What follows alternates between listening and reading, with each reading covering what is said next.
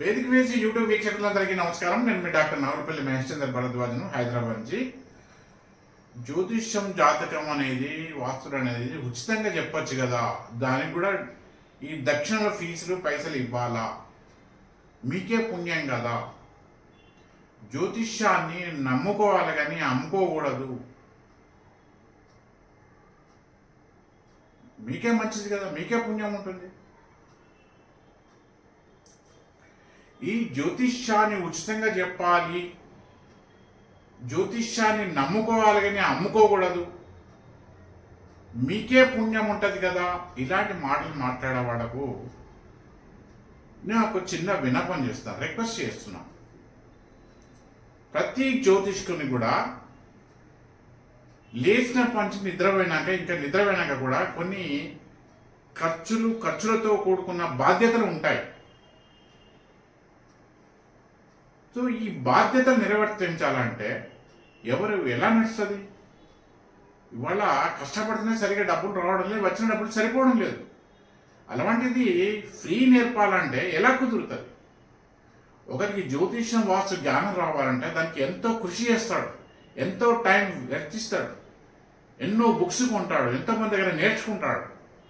దానికి వాళ్ళకు ఖర్చు అవుతుంది.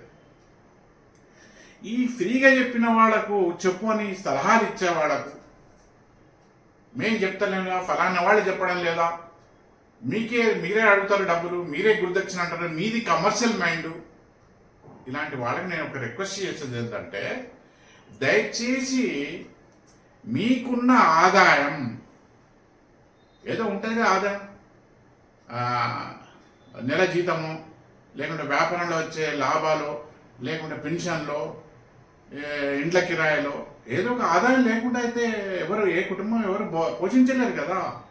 మీకున్న ఆదాయాలు, అది ఎలాంటి ఆదాయం కానీ, మాలాంటి నాలాంటి కాదు, మాలాంటి నేను కాదు, నా ఒక్కనే కాదు, నాలాంటి దక్షిణ తీసుకొని జాతకం దూషణ చెప్పే వాళ్లకు వాళ్ళ అకౌంట్లో మీ ఆదాయం వాళ్ళ అకౌంట్లో వేసి చెప్పండి. మేము కూడా మీకు ఉచితంగా చెప్తాం జ్యోతిషం.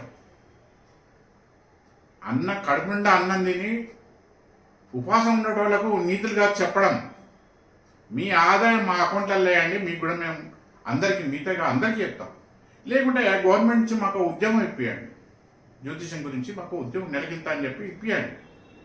లేకుంటే ఇక్కడ ప్రైవేట్ ఆర్గనైజేషన్ ఇప్పియండి, మాకు నెలకింత ఇస్తాం, మీరు అందరికి వచ్చిన వాళ్ళందరికీ ఫ్రీగా చెప్పుకోండి, తప్పకుండా చెప్తాం. ఇదొక విషయం పక్కన పెడితే, జ్యోతిష్యం రావడం అనేది గత జన్మలా ఉన్న పూర్వపుణ్యం. నీ పూర్వపుణ్యాన్ని ఇతరుల కోసం ఖర్చు పెట్టినప్పుడు అది వాళ్ళు ఫ్రీగా చెప్పిన వాళ్ళకు రోగాలు వస్తే, వాళ్ళ ఇంట్లో రోగాలు, వాళ్ళ ఆరోభావం యాక్టివేట్ అవుతుంది. వెంటనే 12వ భావంకి వెళ్ళాల్సి వస్తుంది. రోగాలు, నొప్పులు, అనాథాశ్రమాలు, జైళ్ళు, ఇలాంటి ఎన్ని రకాల బాధలు అనుభవించాలి, అన్ని రకాల అనుభవాలు వస్తాయి ఏదో విధంగా. ఈ చెప్పేవాళ్లకు వాళ్ళ వంశవృద్ధిలో, వాళ్ళ సంతానానికి సమస్యలు వస్తాయి. ఫ్రీగా చెప్పు అన్నవాళ్ళే కాదు, చెప్పేవాళ్ళ. ఈ ఫ్రీగా చెప్పు అనేవాళ్ళు ఇంకొక తప్పేం చేస్తుందంటే, ఈ దక్షిణలో తీసుకొని జ్యోతిష్యం, జాతకాలు చెప్పే వాళ్ళ పొట్ట కొడుతున్నారు. దక్షిణ తీసుకున్న వాళ్ళ యొక్క పొట్ట కొడుతున్నారు. అది మీకు పాపం కాదా? అసలు జ్యోతిష్యం అంటేనే పాప పుణ్యాలు. మందికి నీతులు చెప్తూ మీరెందుకు పాపం చేస్తున్నారు? దయచేసి ఎవ్వరు కూడా మీరు ఎన్నిసార్లు హాస్పిటల్కి పోయినా అన్నిసార్లు బిల్లు కడతారు, ఎన్నిసార్లు ట్రైన్ బస్సు ఎక్కినప్పుడు అన్నిసార్లు టికెట్ కొంటారు, ప్రతి నెలకోసారి కరెంటు బిల్లు కడతారు, మీ మొబైల్లో ఛార్జింగ్ అయిపోతే మళ్ళీ కట్టాలి, మీ ఇంటర్నెట్ దాగిపోతే మళ్ళీ కట్టాలి. అలాగే జ్యోతిష్కుని సంప్రదించినప్పుడు అతనికి ఖచ్చితంగా దక్షిణ ఇయ్యాల, ఉచితంగా చెప్పించుకోకూడదు.